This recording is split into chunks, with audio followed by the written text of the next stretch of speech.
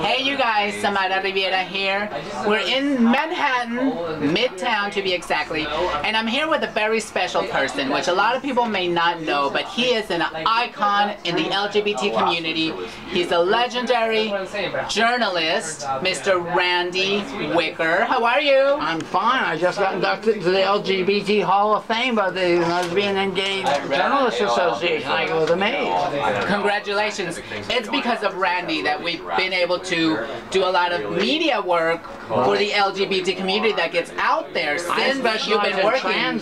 Too. And you've been working it since what, the 60s or 70s? I began in 1970 with a video camera and filmed the second Gay Pride March. I have all this historic footage. I saw when they took over the Gay Wedding Bureau. It's on YouTube. It was the Vito Rizzo movie, including me being transphobic, which I wasn't until I found out what gender identity was about.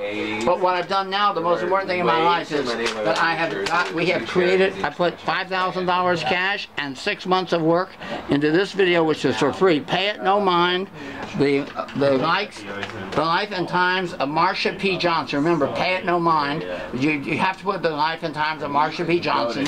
And I have posted here, I said, I rejoice that Marsha P. Johnson, the house mother of my extended gay family from 1980 to 1992, has been retrieved from the dustbin of history through this documentary. This film is like a flashback to the brightest, most beautiful, and most painful days of my life. It shows my lover dying on the couch and her helping take care of him, among other things she talked about when she was in the room when he died. Like I said, but it's mainly a comedy. Don't that thing. Like I said, Willie never lied. Marsha did see Willie in the movie. Willie says, "Can Marsha come here? She likes to sleep on the floor." And I go, "Why is he telling me that lie?"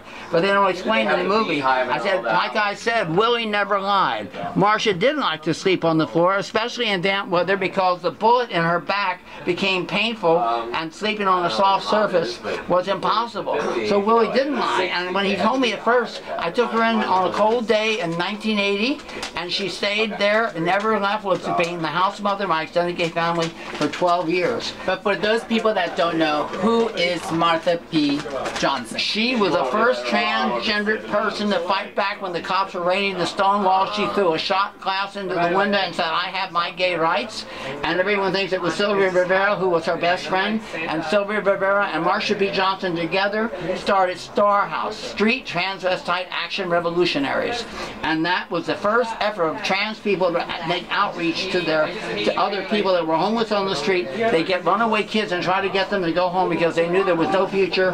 Both of them worked as prostitutes. You know, they were driven into it, especially transgender-looking people in the 1960s. I mean, this is right after Stonewall, 1970s. And Sylvia Rivera ultimately became my best friend and manager of my shop, but we were enemies for about 22 years. An incredible That's story. how a lot of friendships start, actually. Right. But, I know. See the Sylvia Rivera trans life story on YouTube. It's a 30-minute tribute to her. It's a documentary made by some other filmmakers to show our reaction. But today we want to talk about this documentary, which is free now. The whole 59 minutes of Marsha P. Johnson's life story on YouTube. And what is it called? It's called "Pay It No Mind." But don't look up that alone. You have to say "The Life and Times of Marsha P. Johnson."